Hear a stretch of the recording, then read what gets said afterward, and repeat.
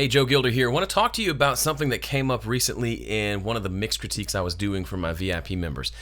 He submitted a mix of the song we're mixing this month over at Dueling Mixes, and he showed as an example a problem that I hear in a lot of people's mixes, and it's one that's fairly easy to fix, and it's a little bit boggling as to how it happens, but it's a pretty common problem that I hear in a lot of people's mixes when they're starting out learning how to mix, and even people who've been mixing for a while can still fall prey to that. So let me play you really quickly the intro. It's all about the intro here.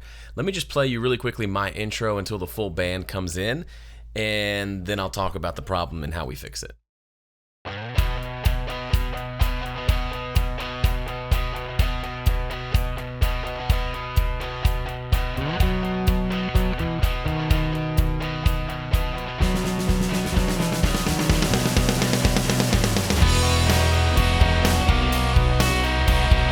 First off, mad props to Mr. Graham Cochran. This is one of his songs and really well recorded. And the honest truth here is when those big guitars come in with the big snare drum fill, it sounds big right out of the box.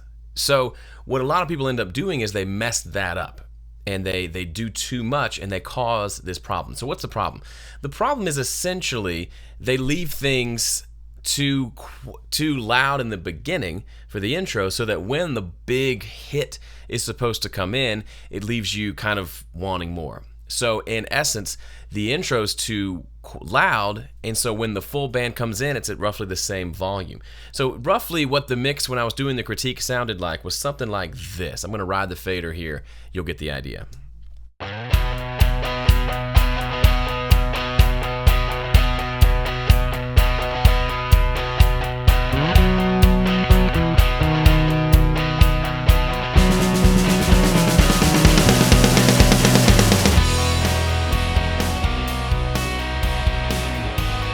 So not exaggerating, that is what the mix sounded like.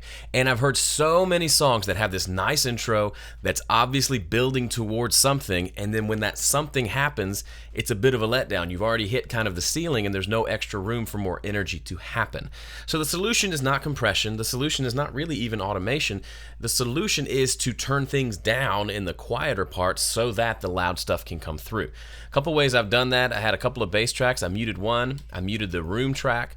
I also, as you can see, if you can tell on this edit here, I turned the intro guitar, that down guitar part, turned it down another 3 dB, and then left everything else as is. So it's like my final mix, I just turned everything down. So now when the full band comes in, there's this big guitar part here that jumps up in volume. The two other guitars come in, the extra bass track comes in, the room mic comes in for the snare fill, and it feels good.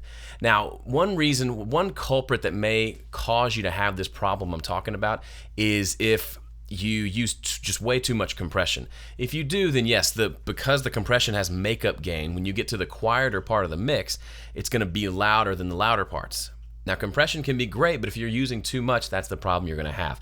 The intro is going to sound pretty good, but once it gets full, it's going to sound like it didn't go anywhere as far as the energy goes. So if you find yourself falling prey to that problem, it's a pretty easy fix. Go in, turn some stuff down before the problem happens, and your mixes should punch you in the face. I'm Joe from Home Studio Corner. Don't forget to subscribe. See ya.